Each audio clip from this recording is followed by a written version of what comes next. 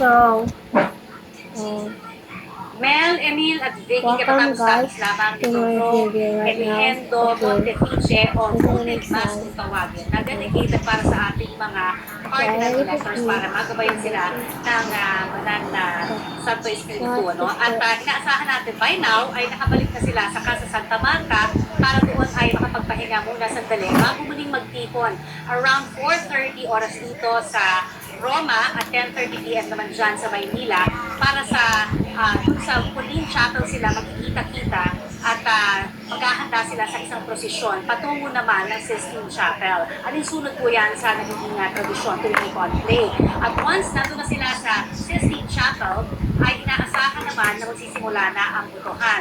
Isang beses lamang magkakaroon ng butuhan ngayong araw na ito at posible by 7 p.m.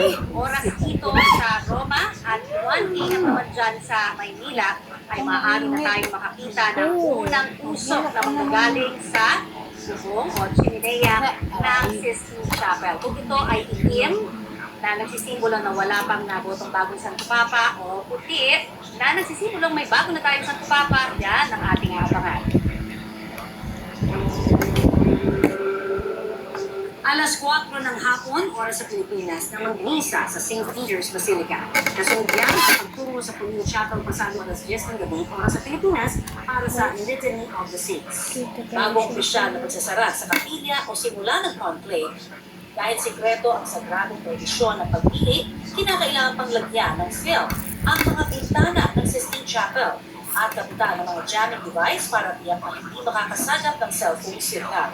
Bago isinara ay nasilip ang paghahanda sa kapilang pinayupa noong 1478. Doon ay tila tataklang sumakakita ang mga obra ni Michelangelo na nagtatampok sa ilang tagpo sa Biblia, kabilang ang famosong The Creation of Adam na nasa gitna ng isa ng Sistine Chapel. Ang obrang sumisimbolo sa pagkakahanap ng buhay sa unang tao, tila sumasalamin din sa bagong yugto ng pagpili sa susunod na lider ng Santo Katoliko sa buong mundo. Inihanda rin ang mga mahahabang lamesa sa tuwan na gagamitin ng mga kardinal. Nakapatong sa lamesa ang pangalan ng mga lalakong sa butuhan at mga gagamitin nila sa pagboto. Nasa bandang ita naman, Karon dahil lang tingbutuan? para sa pag-iumpak ng mga kardinal na hindi maglalabas sa pagboto. Okay, I'll pick yellow. Tungkol sa isa sa mga conclave, sila bahagi makikita rin ang mga budget na may numero at gagamitin sa bilangan ng Kyoto. Handaan na rin daw ang maliit na kwarto. Ano, magluto naman bukas. Sabihin mo na naman bukas. Two-thirds o mahigit pang kardinal May amasa na naman yung bukas. ay root of tears. Ito na palang luto yan. Dami ng mga naluhang Kakachipin lang nila, di ba, kanina? Eh, wala namang ibang ulam nila. Kaya atang Ikaw magluto bukas ng chicken. niya isusuot ang paper castle Naman na nakaka-chicken lang sabihin na na inihanda na dito. ito yung Kasi nagtanong siya eh. chicken, Bago saka ang chicken lang nila. kardinal sa ika-12 at tulipong pedisyon nila ang mga taong Ako ba yung amin mo? kasi Ah? dapat Ano ba yung sisihin mo?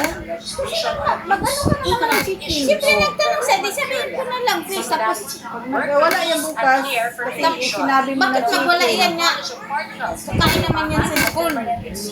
Sa gitna ng Dito yan magkain. kapayapaan sa Ukraine, Hindi sila Middle East, mapapalit ng mundo. Hindi sila magbaon. Kasi wala na silang susunod. Na dapat ay magdadala ng pag-asa sa panahon ng Ano sa manay mo luto na yun? Madi ay. Hindi ka isda. Kakain naman yan sila. Bakit? Kasi pa yung sisihin mo. Yes, morning. Ako, excited na kami rito. Talagang Sabi abangan mo namin kasi yung chicken. susunod na mga kaganapan Hindi niya. na may pagpailad sa bata o para Maraming salamat sa magkaroon-karoon. iyo, Holy Season. Hindi, bukas ba? Sa ibang balita nga. sa kota sa Maynila, babae na sa tumuro ng investment scam Oo. na tumagal ng 20 piso sa kanyang mga biktima. Wala naman akong ginawa. Dito lang ako nakaupo. Ayan sa akin, exclusive. Talaga. Ay, ang sakit ha? Kailangan kung sa ibang pulis, ang passenger ka na ito sa Sampaloc, Maynila. Aray, ang sakit naman! Anyos na babaeng sakay nito ng restaurant para sa kasong estafa. Ayon sa Sampaloc Police, hinay niya ang 20 piso na nilagak ng mga nalulong sa tinatawag na fuel investment trading. Tao na gasolina or fuel. Every originator po na mabibili ng tao, Tawa-tawa may niya. deliver is meron pong portion Ating ano, na piso po prinsesa. per liter ang mga investors. Anila, Prinsesa ng sa Southern ano. Tagalog daw, unang ng biktima hanggang sa umabot na sa Metro Manila. Karamihan ng mga complainant ay mga pulis at bomber. Pero may ilan ding politiko sa Metro Manila kabilang ang isang natangayan ng 20 milyong piso. 2021 po, nagsimula po siyang tumanggap ng investment. Yun po ay nakapagbigay naman po ng pinangakong return of investment. Wala pong ipinakita sa kanila ng papel galing from the Securities and Exchange Commission. Kabilang sa mga tumubo ang investment noong una ang isang babaeng bombero. Kaibigan po kasi siya nung partner ko po noon. Ang inalok nila sa akin is mag-invest ng 5,000 liters. Pero nung magtagal, naglaho ang suspect na ang kulang 2 milyong piso. Sin! Pinutang ko din naman po. Kasi ikaw eh! Ikaw! Kawawa ka mga utang. Stress ko na po. Ayon naman sa suspect, biktima rin siya dahil pinangayaan niya ng isang tao. Hindi nagbigay, ano gagawin sa'yo? Yan, babae ka tuloy. Sagot ng pulis. Charger. Ito yung kanilang complaint. Sabihin po natin Hoy, hindi kita kinurat sa ngayon. Securities and Exchange Commission. Mahirap ka wala ng hawak. Emil Sumagi, nakatutang 24 oras. Kanya-kanya.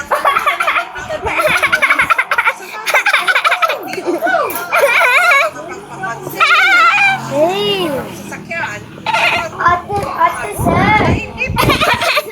Ang Aray ba? Hoy!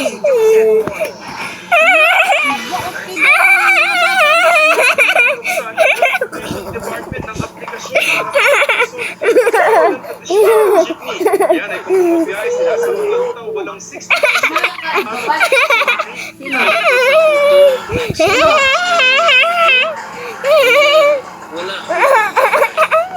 Diyan ang pakiusap ng mga di pa consolidated kay Transportation Secretary Vince Tizon na bigyan pa rin sila ng professional authority o karapatang pumbiyahe kahit hindi nag-consolidate.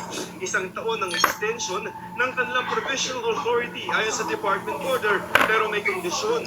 Only if they join the program, hindi naman pwedeng pupunta ka rito, sasabihin mo, akin na information authority. Dapat meron kang Alis dyan, existing kasi route na kukunin ipakita ako sa dyan. amin. Pero sa kondisyon ng hiling nila ay payagan lahat ng mga hindi ibalik ang sa na.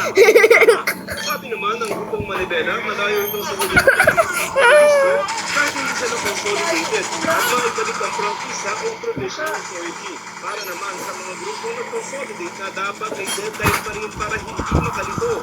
Samantala, kaugnay ng karambola sa Hesitex na pinasawi ng 10 tao, kinumpirma ng abogado ng kumpanyang may-ari ng 10 labas na inantok ang driver nito. Inamin niya sa inyo, inamin niya sa akin dahil panahon na yun, apparently, negligent siya. Dahil aniya yan sa maintenance medicine ng driver para sa alta presyon. Bagaman ininom ito nung gabi bago ang aksidente. Kung aniya ito alam ng kumpanya. Dahil din sa maintenance medicine kung kaya tumanggi magpagkakas ng driver. Bagaman nag-negatibo naman kinalauna ng pumayag na. Happy Corona!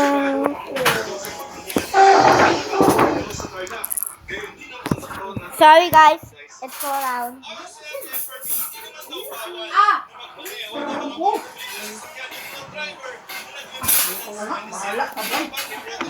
Magic squash.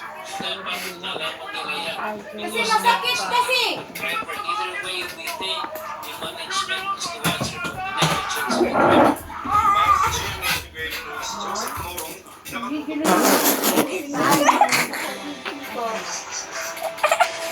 Oh my God. Bakit? Yun na ano naman yung ginagawa ko sa'yo?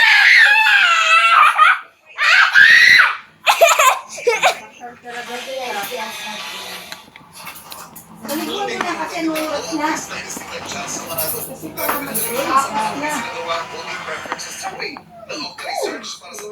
Ay, naku! Talaga, hindi magbabalik ako. Ay, yan talaga ako sa'yo. Wow, sana. Matay na ako sa'yo.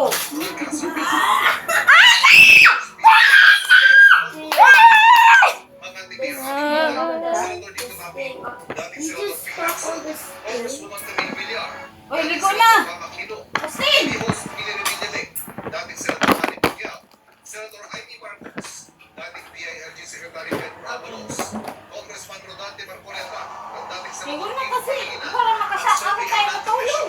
Guys, right now, this is the end of the video. So you guys in the next video. Bye. Respondents, ilan labing walang pataas at mga